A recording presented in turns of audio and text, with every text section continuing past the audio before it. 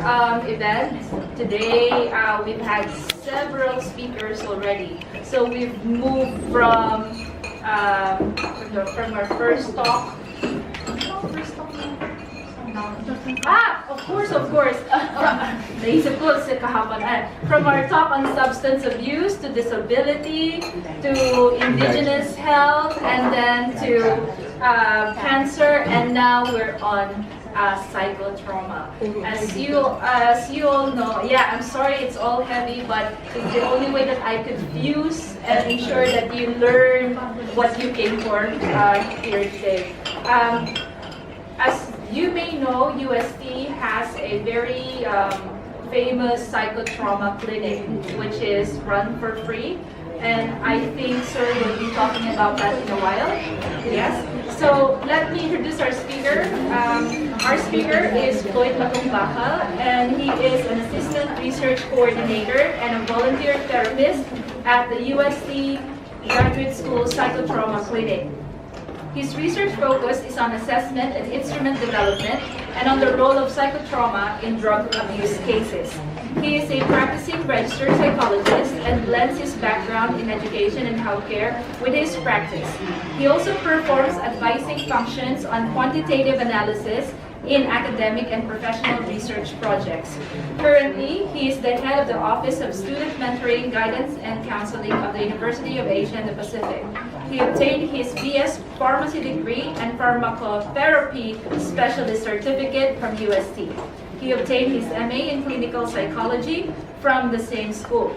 His studies in education leading to a license to professionally practice teaching was completed in the Philippine Normal University. Ladies and gentlemen, our speaker, Mr. Floyd Matumbakal. Good afternoon. Before I start, I'd like to get the background of everyone here in the room. Can you hear me at the back? Really like. Okay, you can hear me there. Okay, good. So I just want to know who I'm speaking to and what their background is, because I gathered from their explanation that this is an interdisciplinary unit. Sige, can you just tell me your name and then what you do for your main occupation? Sige. Because we don't have time. I think you're already tired. And this will be a bit. I'm going to try to make this light because every time I talk about psychotrauma, what I've learned in the past is I have to make it light, and my visuals also less stimulating. Okay. So yes, why don't we start with you? I'm Claudine. I'm a psychology. Psychology. I'm Edwin, research assistant in And Nika, anthropology. I'm Frances, anthropology major. I'm Martha Rodriguez, professional pharmacist. I'm with the DOH. okay, pharmacist then. I'm Michael. I'm from University. I'm Carl. I'm a nutrition faculty. I'm Q and I'm a student of non-career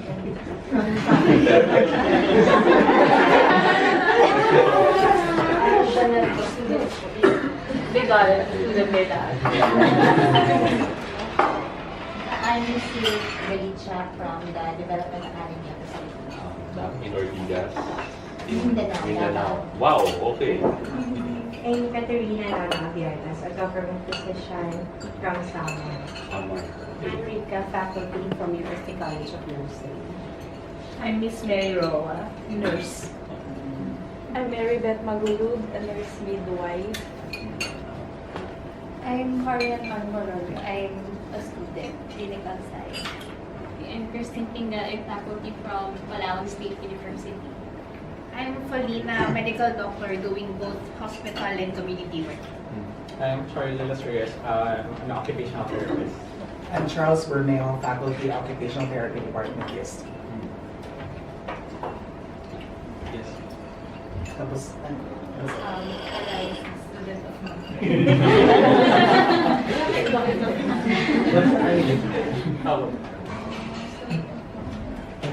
What's your name? Paula. Sandria Monte, MA Sociology candidate from UP Las Palmas.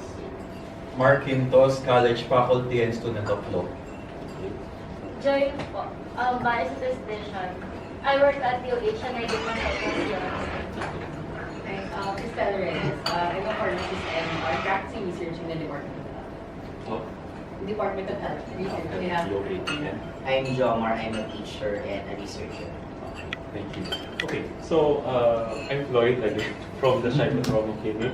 So what we do in the clinic, it's actually an extension office of the graduate school, and it's also served as a training ground for for MA psych students, for clin psych students here in the graduate school. So we are supervised, but we supervise the students, psychologists and registered psychologists, guidance counselor, and a psychiatrist supervises the office.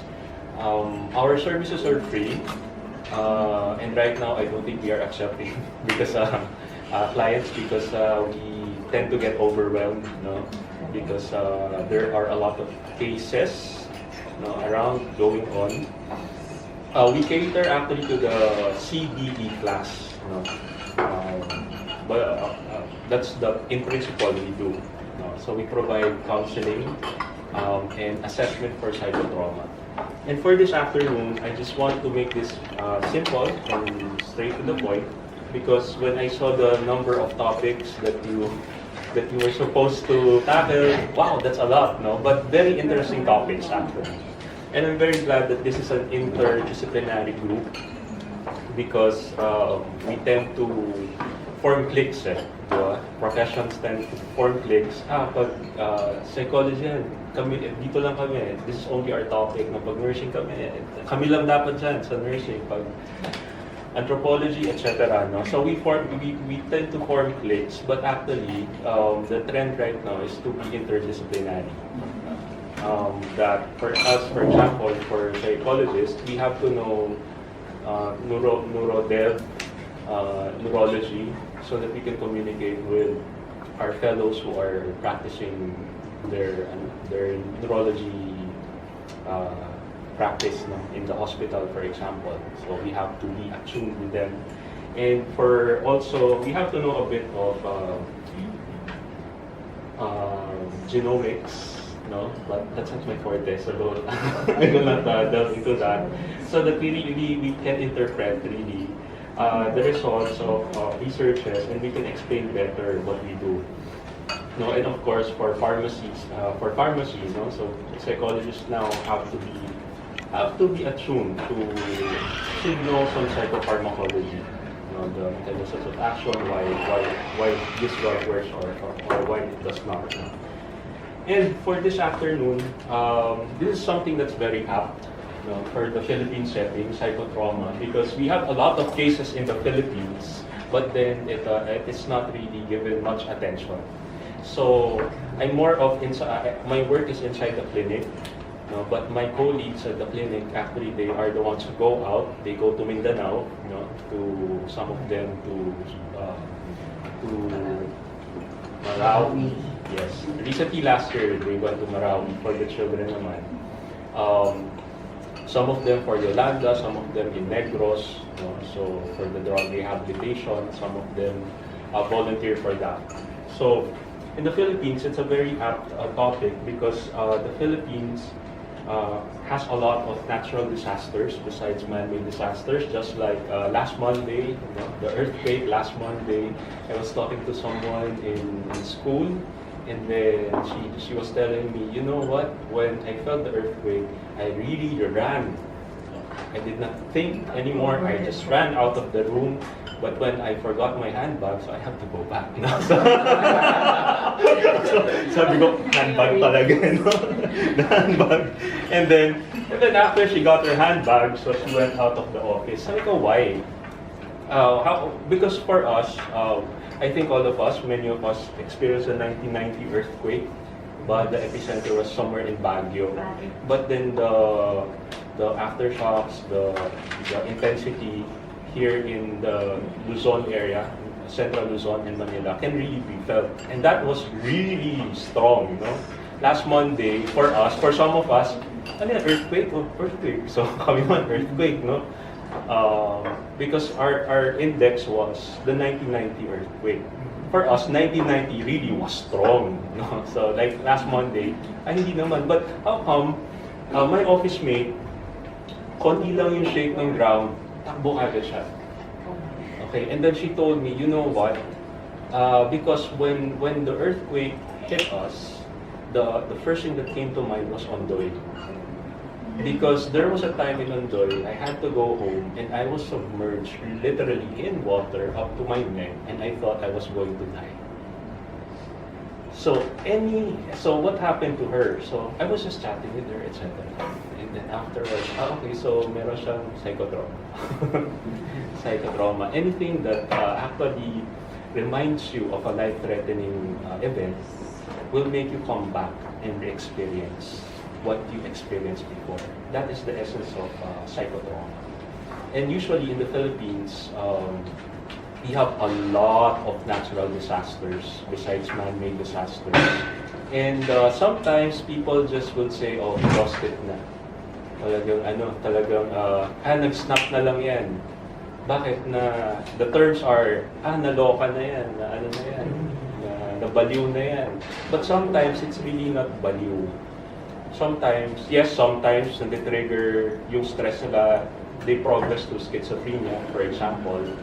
No? But sometimes it's really not schizophrenia, sometimes it can be psychotrauma or PTSD, post-traumatic stress disorder. Now, what is psychotrauma?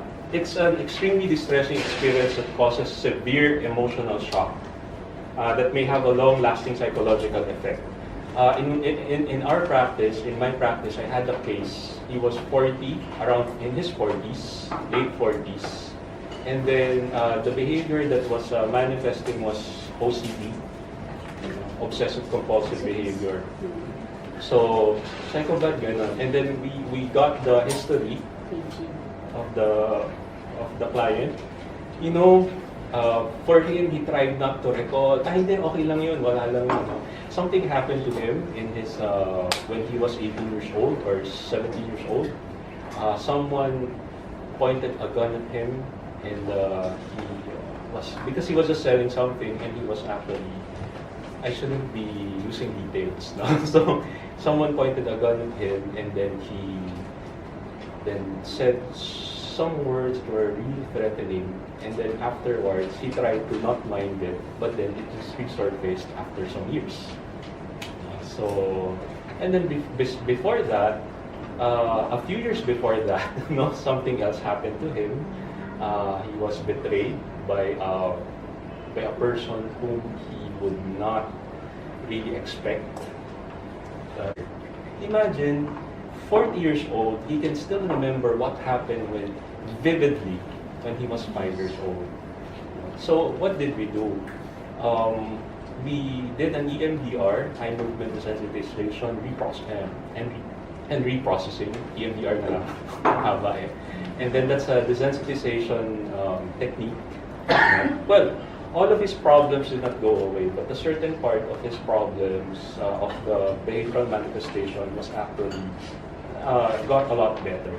The OCD somehow, some OCD behavior somehow vanished, somehow, but not all. So because there will be other things that need to be done as well.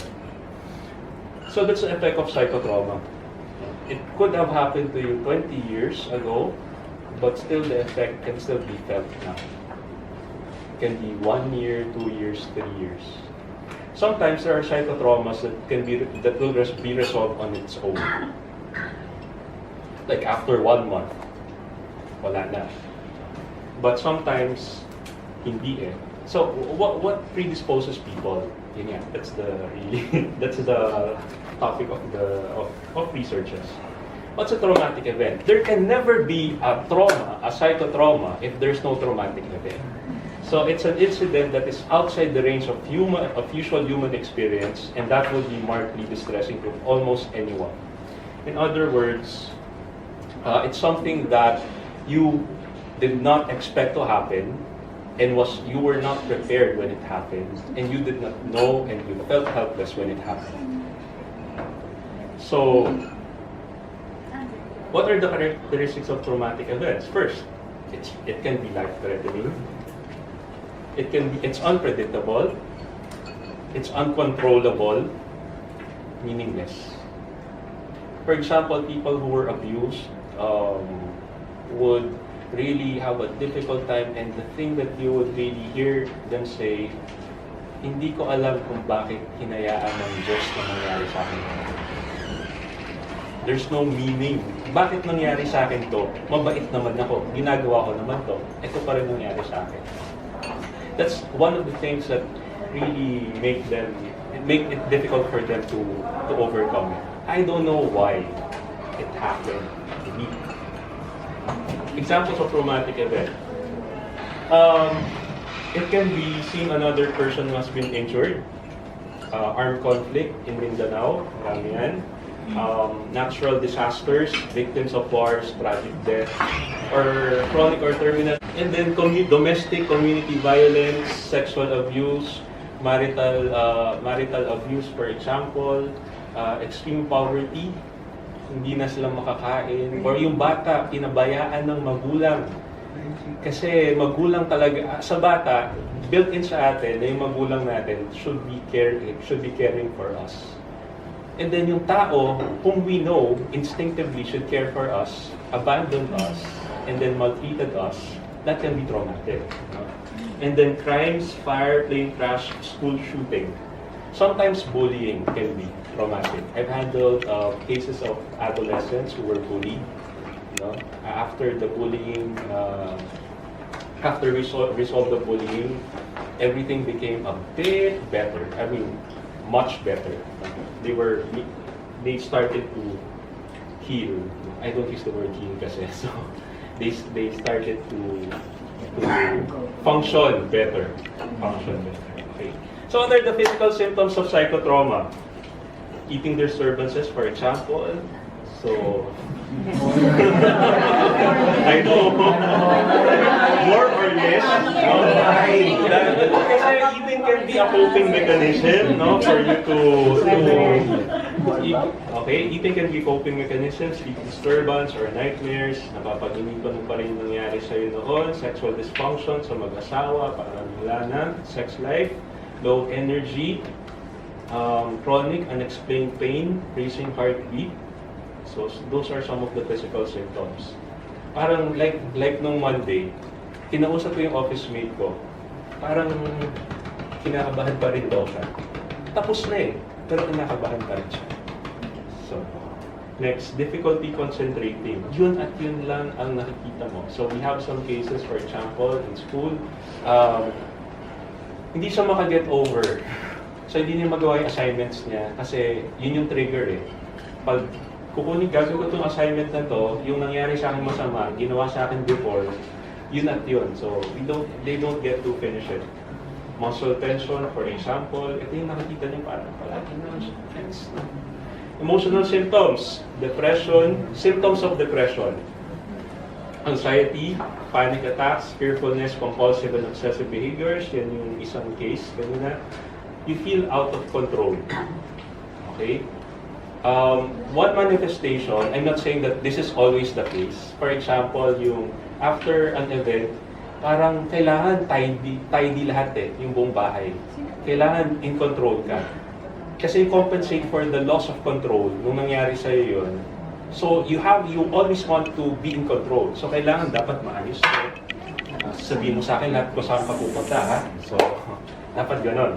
So irritability, anger, and resentment, and emotional numbness. Wala akong maramdaman. Withdrawal from normal routine and relationships. And then, cognitive symptoms, yan, memory relapse, difficulty making decisions, decreased ability to concentrate, feeling distracted. Okay, ano usually manifestation in layman's term? Or yung nangyayari sa atin pag meron palang may psychotrauma? Ay, hindi ko mamaintindihan sa anak ko sabi ko nga, kalimutan mo na yun, in the past na yun. O, sige, gumawa ka na assignment mo. Yung mga hindi pa rin. Hindi, gumawa ka na lang. Tapos mag-withdraw siya. Tapos, one time, mag-withdraw siya from you, hindi na siya magsasalita. Or parang titingnan nyo, parang naloloka na ata siya. Or sasabihin ng tao, parang feeling ko naloloko na ako, nababaliw na ako.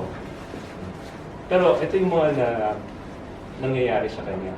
Although mahirap rin i-diagnose yung depression, anxiety, and psychotrauma. So that's why there should always be a traumatic event sa history taking. So, okay. One of the reasons why this happened is the HPA axis, the hypothalamus pituitary adrenal cortex axis. No? So in the stress response, there are two pathways. The first pathway, yung alam na natin, that will activate fight or flight, is the one that will activate your epinephrine or norepinephrine. That's your adrenaline. No? Now, the other pathway is the activation of your hypothalamus will send signal to your pituitary gland, and then there will be secretion of adrenocorticotropic hormone, which will make your adrenal cortex secrete corticosteroids, including what we call cortisol. So right now, in research, the indicator of stress, some researchers would have saliva test of cortisol. The higher the cortisol, that's an indicator of stress for them. Or blood kasi masyadong mahal daw, no? For them. So, yung saliva na lang, cortisol. So what does the cortisol do? So it also activates your fight or flight response. That's good because if you have to get out of a situation where you are in danger, you get an extra boost of energy. But then, the thing is, if you are in chronic stress, it's always activated. The cortisol will actually go to the other parts of your body organs and can wreak havoc there for prolonged exposure. Okay. For children, it's the reverse. Sobra namang baba. Okay. So you have to also take into account sino yung population mo that you are trying to determine. Pag children, usually different. For example, for ADHD, pag children, pag stimulant, mas nakakalma sila. Pag older, talagang mas stimulate sila. So bakit ganun? I will be saying this in all humility, hindi namin alam. So that's the area for research right now. But what we do know is the effect. This is what happens. Now, if you have that, if you have that stress response for a long period of time, for example, hindi kayo matulog ng 2 linggo, 4 hours lang kayo matulog, tingnan natin, hindi tataas ang cortisol level ninyo. So sometimes, ang mangyayari sa inyo, tataas ang BP ninyo. No? Sometimes, iba may vertigo, may kilala ko, for 1 month, 4 hours a day, because he has to finish his research, and then a lot of coffee. Tapos, ayun, after some time, after 1 month, bedridden for 2 weeks, vertigo. The vertigo should be like 1 hour lang 1 hour lang yan, or less, a few minutes. But sa kanya, 2 weeks, konting turn lang niya, suka na kagad siya. Okay, sige. So, BP and then compounded pa with BP, walang makita yung doctors. Siguro, ang ano na lang dyan, rule out all medical condition, stress yan. Okay. So that's what stress can do. No? So kailangan kasi before you diagnose mental health illness, make sure you rule out other medical conditions. So why is psychotrauma a public health concern? Okay. And not just a concern in the clinic. One, in the Philippines, widespread ang traumatic event. But that doesn't mean that everyone will develop psychotrauma. There are factors that predispose a person. We'll talk about that later. Why is it a public health concern? Because what we also observe in our practice is that people who have traumatic events and they were not able to cope with that have a high risk for major depression, anxiety disorders, substance abuse. Right now, our research is dun sa Oplan Tokhang.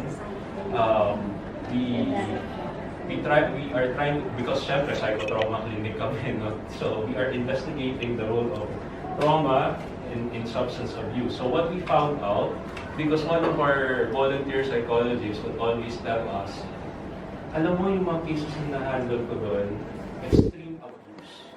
And the reason kung aamin sila. Kasi ang mahirap sa substance abuse, yung kung aamin sila na ginagamit nila. Kasi marami, syempre kung nandun ka sa community rehab, no? Tapos may mga pulis doon, syempre matatakot ka. No? Yung mga umaamin sa kanya na merong na gumagamit ng substances, napansin niya, many of them have traumatic events in their lives and that they haven't gotten over it. So that's why we tried to study it, and we found out that around 30% are showing signs of post-traumatic stress disorder, which is actually linked to impulsiveness for characteristics. So ano nang bakit impulsiveness? Kasi impulsiveness is one of the main factors that drive one to use drugs, besides some other factors. So, predisposed for substance abuse, and dependence, and behavioral disorders in children and adolescents. Sometimes, yung mga bata na sinasabi natin, ano lang talaga, parang they're so defiant. Sometimes, hindi pala, most of the time, may reason yun. It rains, and they hear the water, rainwater falling on the roof, umiiyak yung mga bata.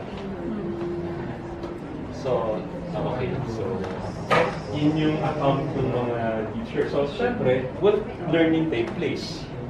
Medyo mahirap na yun. Once na-activate na yun, paano mapakalmahin mo yung mga bata? So, one day pa yun, paano pag may very vulnerable doon, pauwiin mo na lang. Kasi wala na, hindi mo makalmado. Okay? So, there's a daily functioning is impeded. Productivity is lessened. And usually, of course, with public health, usually, syempre yung mga may diagnosis yung nabibigyan natin ng attention. Not everyone who develops psychotrauma will have PTSD. So I have to clarify that. Because it's very stringent to meet the criteria for PTSD. So, yun. So, but then, the effect is still there. So, this is what actually gets the bulk of the attention when we talk about psychotrauma, post-traumatic stress disorder. So, before, this used to be shell shock because this was actually observed from veterans of the world wars. After the wars, after they have been exposed to the bombings, the symptoms that I showed you were observed. And it evolved in DSM, in the DSM, Diagnostic and Statistics Manual for mental conditions, diseases. The diagnostic criteria evolved. Now, hindi nyo makita, no? Sorry.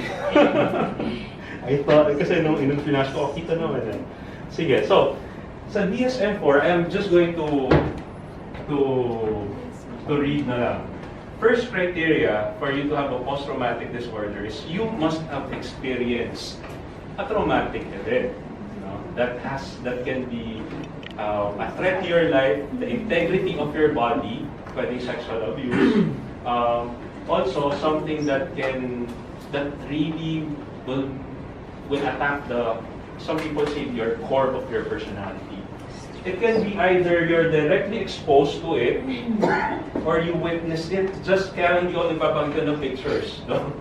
Just by witnessing it can make you actually exhibit some of those symptoms. Or you learned it from, you experience it indirectly. One of your relatives told you, ito yung nangyari sa kanya. Pag uwi mo sa bahay, nagpa-playback na sa utak mo. No? Or it can be, at dito na yung mga nurses, medical professionals, repeated or extreme indirect exposure in the course of the professional job. Reporters, for example, for crimes, makikita na yung body of the dead people, for example, emergency room, paramedics, for example.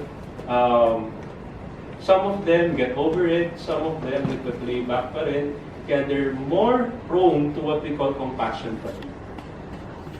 Ito na yung mag-burn out na kayo, then after some time, ayaw nyo na magtrabaho. Tapos meron na kayong depression or anxiety. But actually, sometimes it's not depression or anxiety. It might just be burnout. Okay?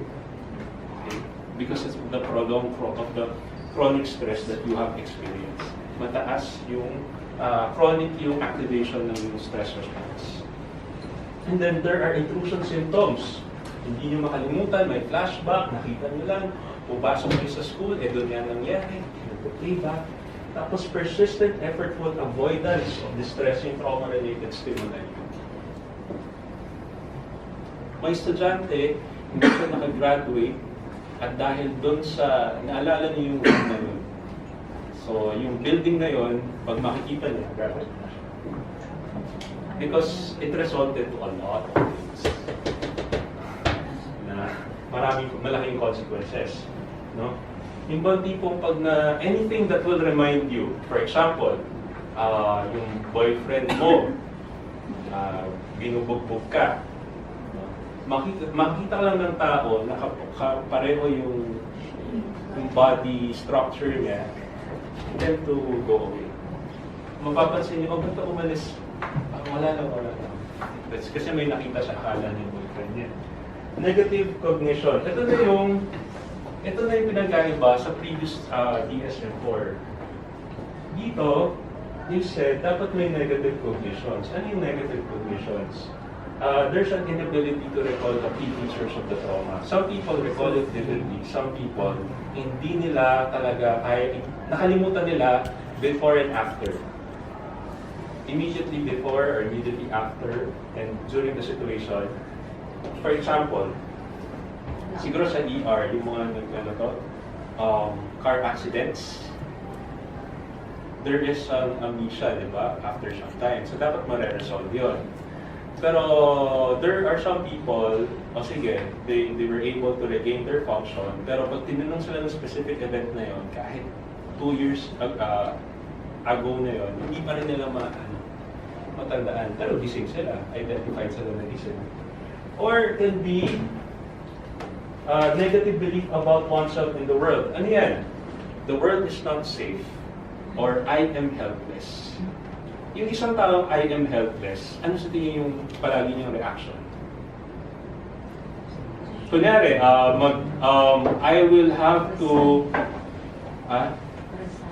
resign, nahirapan na ako, tapos parang inaaway pa ako ng mga tao sa aalis na lang ako. Aalis na lang ako. Hindi ikaw. Or aalis na lang ako, mag-resign na lang ako because wala akong magagawa eh. I am helpless. I cannot do it. You know, in theory, it's not true, but you feel it is. You can't help but feel it is. Negative cognitions yun. Persistent negative trauma-related emotions, you relive it and then diminish interest, feeling alienated, detached, strange, constricted affect. So, negative cognitions or mood, ito yung difference dun sa DSM-4. Nung nilagay nila ito, sige, last one naman, alterations in arousal and reactivity need. So for example, you're irritable, aggressive, may self-destructive recklessness ka, hypervigilance. Ito yung mga nakikita natin sa ibang soldiers after they've been in combat. Parang konting lang magana na. That's hypervigilance. Hypervigilance yun.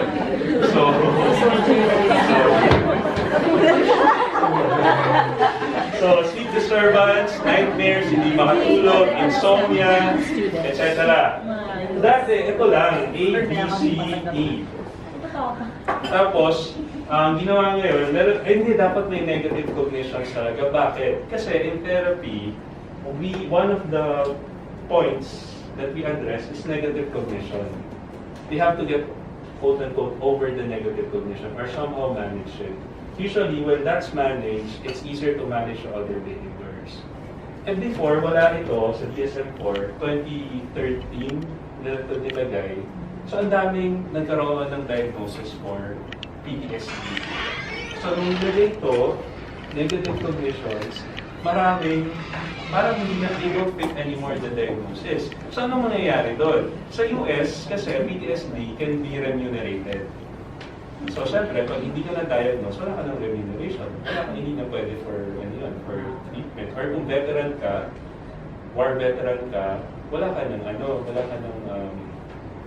money compensation. So that's one of the social issues when it comes to diagnosis ng mga DSM file. Kasi there are things that are at stake. 5 minutes? Oh, sige, sorry.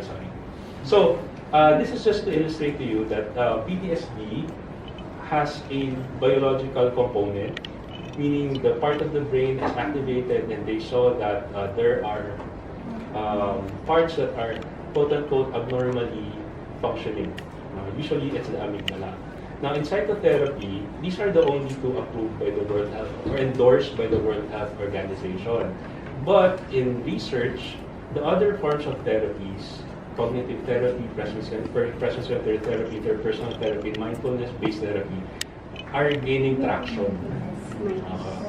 So, pharmacologic naman, benzodiazepines are not recommended, but the following are used, but still, ang problema sa kanila is substance risk of relapse of symptoms upon immediate discontinuation is very high. Because some people don't like taking drugs. And also, ang problema dito is yung replication ng research. Okay, hindi nila ma-replicate same conditions. Nahirapan sila.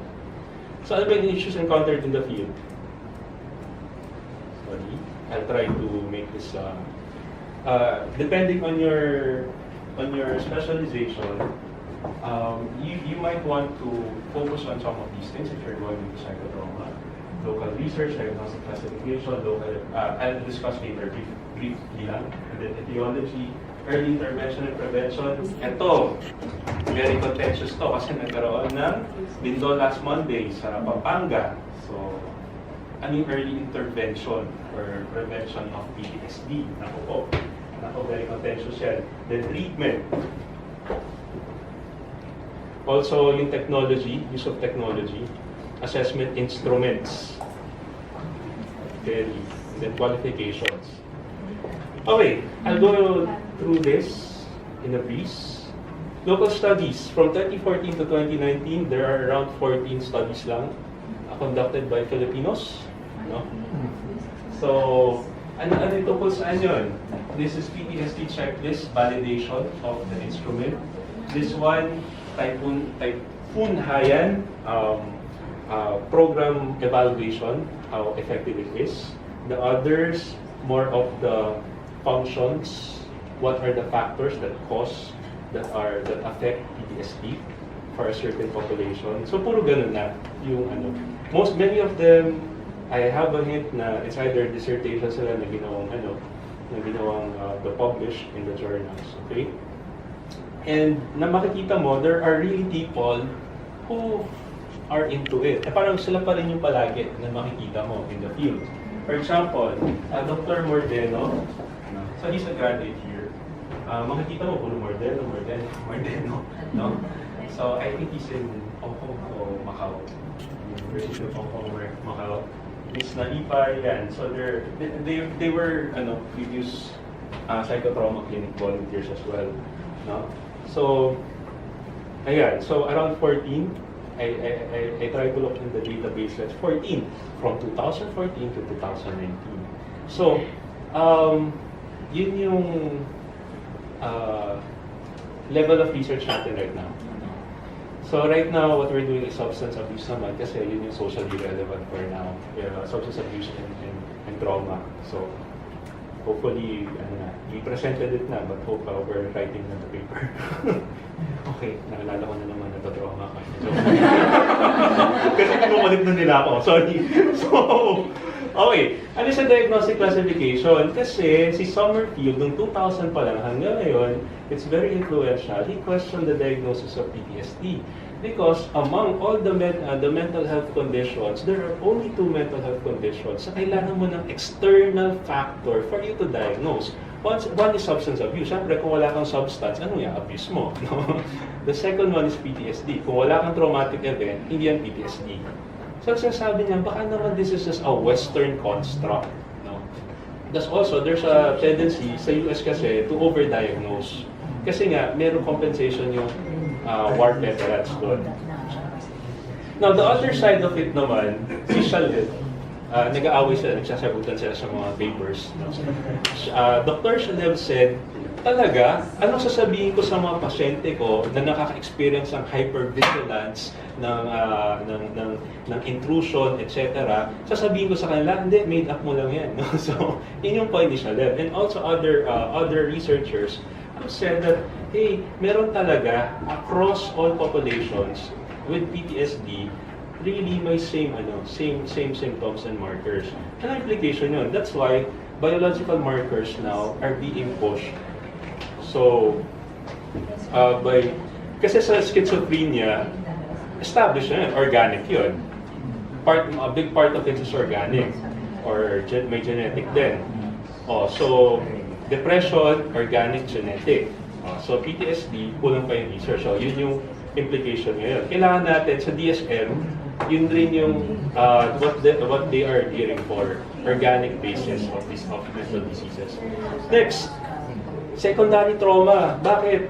Kasi, for example, yung iba, nakita nila, napanood nila yung 9/11, napanood nila yung... Kaya nga nung Monday, sabi ko, huwag na kayong manood nung sa social media.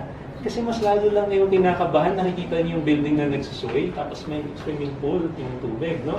Kasi media, just by looking at it, can produce trauma symptoms. That's what we call secondary traumatization or vicarious traumatization. Bakit? Kaya sabi sa DSM-5, not through the media. Through the media, kung trabaho mo yun, investigator ka or sa firefighting ka or sa hospital ka, tapos kasi lagi na-expose sa media na yun, can be considered for PTSD. Paano yung mga nanonood sa kanilang bahay? Kaya nga yung mga, for example, there should be a guideline on how to report sa TV, yung mga namamatay, yung bodies. Hindi mo dyan expose bodies, wala man lang cover. So, sorry. So also, and low and middle income country research, nakita niyo naman, very low. So, sabi nila, baka naman pang mayayaman na countries lang yan. Pero the thing is, kasi sa low income countries, wala na nga tayong resources, kailangan pa namin kumita. Kailangan pa namin magtrabaho, ba't pa namin iintindihin yan? Cultural adaptation also. For example, in the Philippines, nakita nila for after a very important part of the typhoons and earthquakes that have passed in the Philippines, spirituality is very important for us, for recovery. Eh syempre, ibang cultures naman, naman nila, parang mere mention of spirituality, parang magkakapit na nila. So, resources also, wala tayong masyadong resources. So, how are you going to do that? And awareness and stigma. Sa Pilipinas, ayaw nating mabrand na baliw. So, parang wala yan, nasa isip mo lang yan. Okay, sige. Okay. Also, kulang tayo sa local epidemiologic study. Ang hirap kumuha yung from DOH, meron data actually from DOH, yung PTSD, no? But I would understand that kasi nga awareness is not there in our country. Also, masyadong malaki masyado tayong maraming islands, interconnectivity, mahirap yun, and also training. Alam niyo ba kung ilan na psychiatrists for 100 million Filipinos? Around less than 1,000. So, yun. Less than 1,000. Alam niyo kung ilan ng guidance counselors, for example, we need like 30,000 guidance counselors for example, in Metro Manila, because we have or in the Philippines, because we have 30,000 schools. Alam niyo kung ilan ng registered guidance counselors? Less than 4,000. Okay, so also, mahirap kasi mag-profile din because kulang yung taong nagagawa. That's why, right now, I think DOH also has a program supporting the WHO program of MHGAP. We train people who are not psychiatrists or not psychologists. Maganda talaga nurses, no? Ideal ang nurses dito to actually do the assessment. So that's one thing. The other thing is acceptance in the community. So, mahirap kumuha ng statistics right now. Kasi nga, kaya minsan World Health Organization kami kumukuha, but sometimes, hindi naman talaga direct yung statistics. Siyempre, pag pasa-pasa ng data yan, nagkakaroon ka ng, loss of information. Okay. Sorry. Matatapos na ako. Matatapos na po. So, theological study naman, sa genetics, so there is a genetic cause, pero yung molecular basis, ano talaga doon sa genome, wala pa masyado. Unlike schizophrenia and depression research.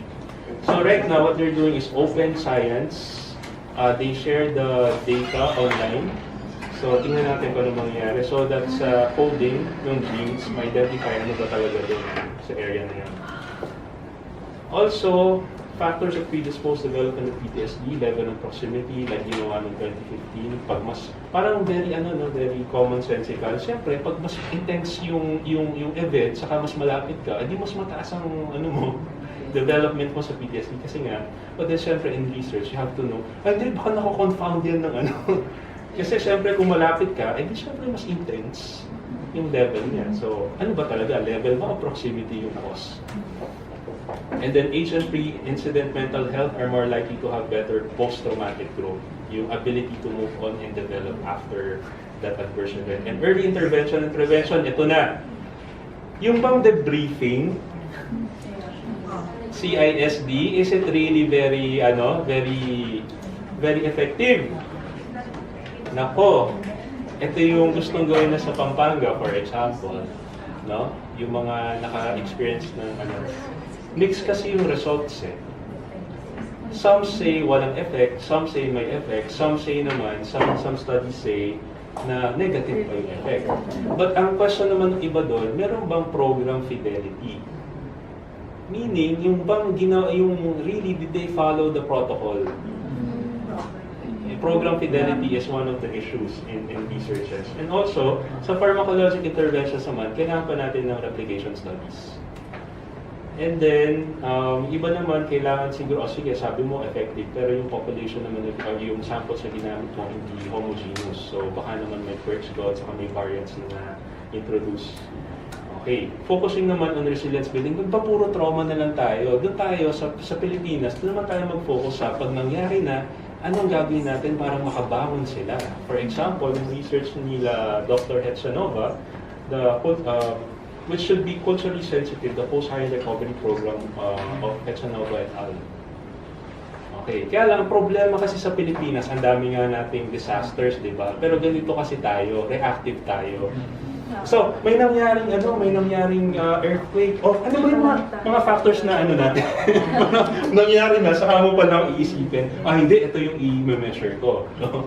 So, parang, siyempre, what do you expect of the range, the breadth of the results?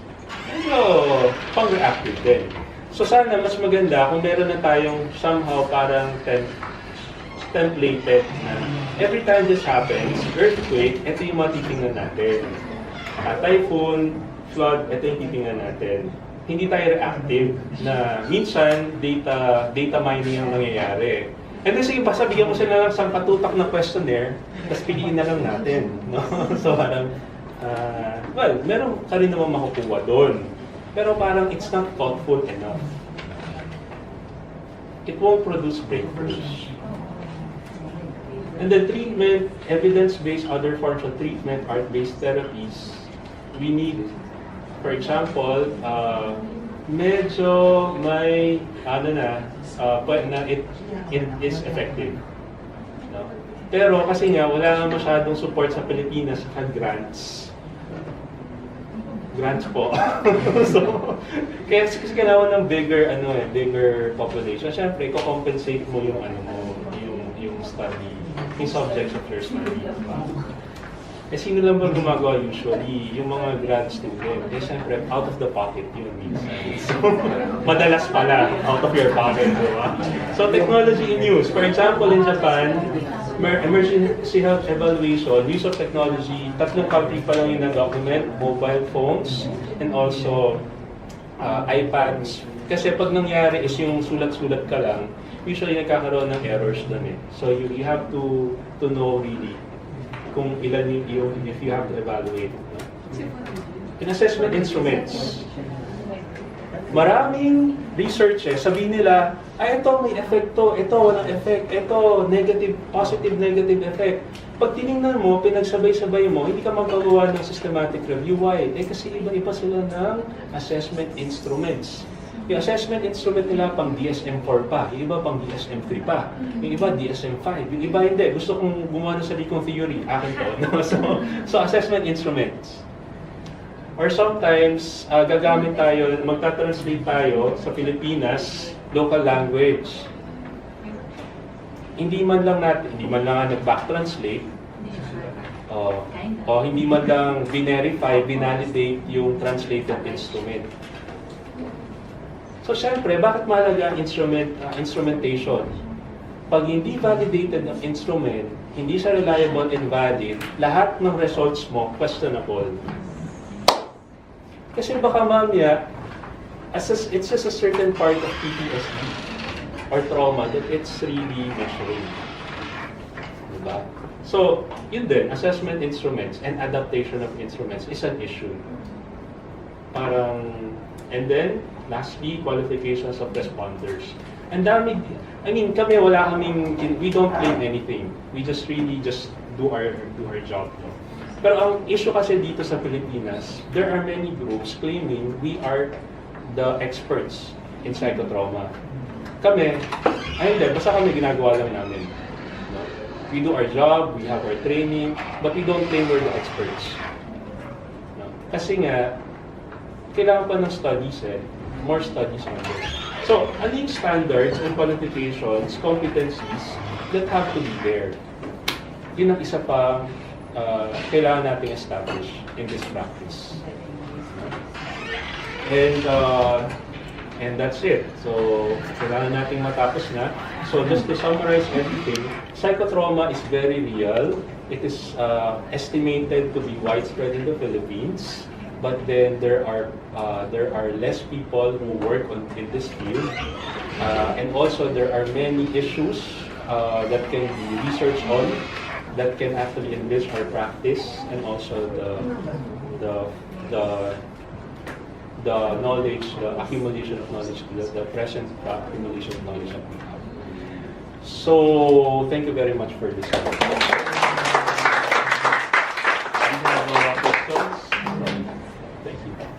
We only have time for 1-2 questions. As you know, we still have a workshop. Ano? Bakit? Tulungan na ako. May workshop pa po tayo. In fact, inaantay pa kayo ni Dr. Kalimag. Nasa kabila lang po siya. Kasi part po siya ng workshop. So, I'll explain the mechanics of the workshop in a while. But for now, if you have questions for Mr. Batong Bakal, then now is the time for it.